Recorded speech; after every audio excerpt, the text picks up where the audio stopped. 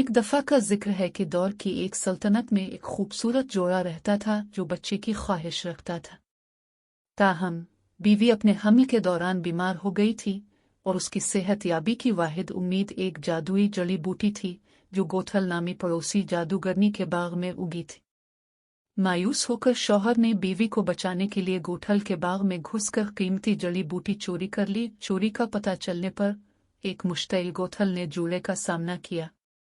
अपनी बीवी को बचाने के लिए शौहर ने चोरी की हुई जड़ी बूटी के बदले गोथल से उनके पैदा होने वाले बच्चे का वादा किया। हिचकिचाते हुए वो राजी हो गया और जब बच्ची की पैदाइश हुई तो जादूगरनी ने इसका नाम रपेंजल रखा और उसे जंगल में गहरे छुपे हुए मीनार पर ले गई। जैसे जैसे साल गुजरते गए रपेंजल लंबे सुनहरी बालों वाली एक खूबसूरत नौजवान औरत बन गई। जादूगरनी जिसने ऊपर चढ़ने के लिए रपेंजल के बालों का इस्तेमाल करते हुए टावर का दौरा किया, उसे बैरूनी दुनिया से अलग थलग रखा। टावर में ना तो सीढ़ियां थीं और ना ही दरवाजे, और अंदर आ बाहर जाने का वाहिद रास्ता रपेंजल के जादुई ताले थे। रपेंजल ने अपने दिन गाते हुए गुजारे और टावर से आगे की दुनिया का ख्वाब देखा।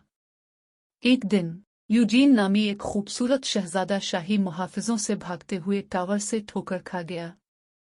इसने रपेंजल की परफितन आवाज़ सुनी और उसका माखज़ दरियाफ्त करने का अज़्म किया। उसकी हैरत में रपनज़ील ने अपने लंबे बालों को नीचे कर दिया और यूजीन ऊपर चढ़ गया।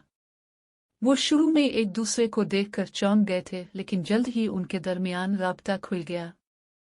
यूजीन ने रपेंजल की तैरती लालुटीनों को देखने के अपने ख्वाब को पूरा करने में मदद करने पर रजामंदी जाहिर की, जो हर साल इसकी सालगिरह पर आसमान पर नमूदार होती हैं। जैसा कि उन्होंने इस मुहिम जोई का आगाज किया, रपेंजल और यूजीन को चैलेंजों का सामना करना पड़ा और उन्होंने के धोखे की असल नौयत को दरियाफ्त किया।